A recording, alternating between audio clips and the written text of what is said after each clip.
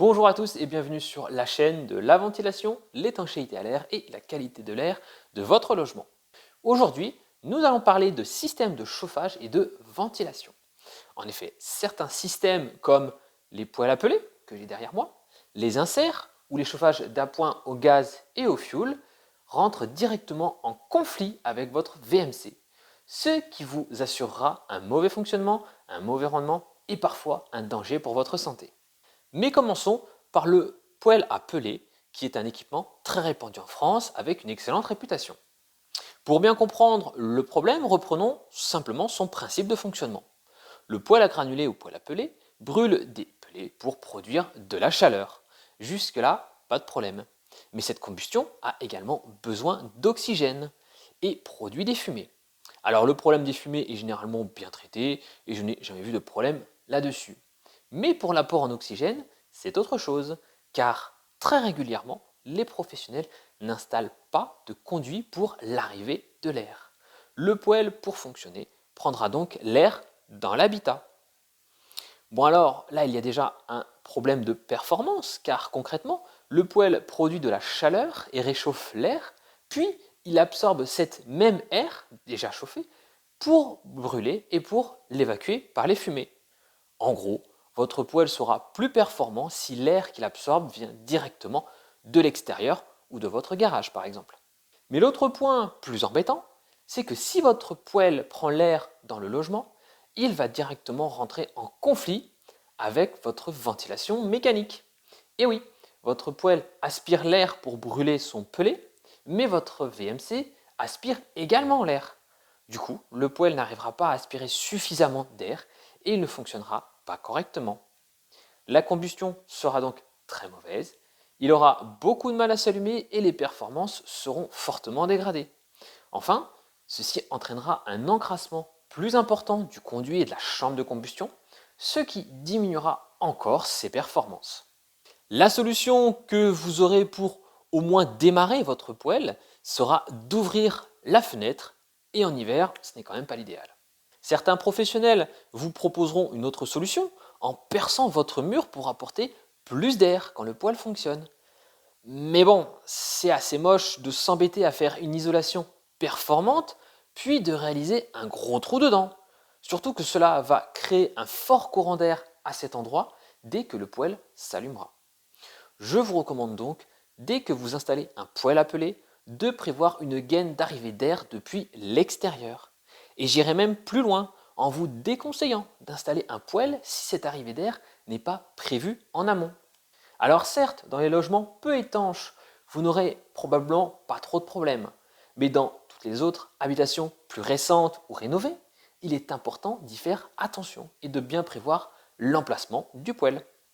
Petite précision concernant les inserts, ils reposent sur le même principe, mais comme souvent, ils sont installés dans des logements plus anciens et peu étanches, et que leur puissance est beaucoup plus importante que celle des poêles à peler, vous aurez généralement moins d'inconfort. Passons ensuite au second équipement, qui seront beaucoup plus dangereux. Nous allons parler des radiateurs d'appoint au gaz ou au fioul. Alors pour plus de simplicité, nous parlerons des radiateurs au gaz, comme ceci. Ces appareils absorbent du gaz et de l'air pour produire de la chaleur. Cette réaction produit également du CO2 et de l'humidité. Pour être le plus précis, je vous mets la formule chimique juste à côté. Mais reprenons. Déjà, avoir un équipement qui consomme de l'oxygène pour fonctionner, ce n'est pas fou. Surtout s'il fonctionne dans votre salon ou votre cuisine. Et surtout, si votre maison est en chaleur, encore une fois. Concrètement, le radiateur va commencer à fonctionner, le niveau d'oxygène va diminuer et la combustion sera de moins en moins performante, jusqu'à provoquer la formation de CO, de monoxyde de carbone, qui est extrêmement nocif pour la santé. Alors certes, ces radiateurs seront équipés d'une sonde ODS qui détecte le monoxyde de carbone et qui coupe l'arrivée de gaz, mais bon, soit cette sonde fonctionne correctement et votre chauffage coupe toutes les 2 minutes, soit elle ne fonctionne pas et vous risquez de très graves problèmes de santé. Et j'insiste sur ce point, ce gaz est incolore, inodore et est mortel à très petite dose. N'hésitez pas à vous renseigner sur ce point auprès de pompiers par exemple. Mais les problèmes avec ces radiateurs ne sont pas finis, car si on reprend la formule chimique, ils émettent également de l'humidité en assez grande quantité.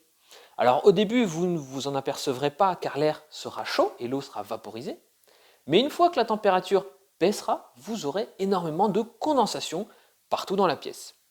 Et pour finir sur cette formule chimique, on peut s'apercevoir que le radiateur émet également du CO2, du dioxyde de carbone, gaz certes nettement moins dangereux que le CO, que le monoxyde, mais qui sera émis en continu dans votre logement dès que le radiateur fonctionnera. Les quantités seront donc beaucoup plus importantes et vous aurez de nouveau un impact réel sur votre santé. D'ailleurs, pour en savoir plus sur ce gaz qui est également produit par notre respiration, je vous invite à regarder cette vidéo qui reprend les dangers et les solutions. Pour conclure sur ce point, ce chauffage est donc à mettre dans des endroits extrêmement bien ventilés et il n'est donc pas recommandé dans un logement, encore moins dans une pièce comme une salle de bain pour un chauffage d'appoint. Pour faire ce genre de choses, je vous recommande beaucoup plus des petits appareils électriques avec un ventilateur qui vont pouvoir chauffer très rapidement votre salle de bain, mais avec de l'électricité. Pour conclure de façon plus globale, faites attention dès que vous installez un équipement de chauffage qui prendra de l'oxygène dans votre habitation, qui prendra de l'air dans votre habitation. Ceci sera impacté directement par votre VMC et le fonctionnement global ne pourra pas être bon. Essayez toujours d'apporter l'air par l'extérieur de votre logement pour que le système de chauffage soit autonome par rapport à votre logement. Si vous avez des remarques ou des questions, n'hésitez pas à les mettre en commentaire. Et si la vidéo vous a plu, abonnez-vous. Prenez soin de votre santé. Salut!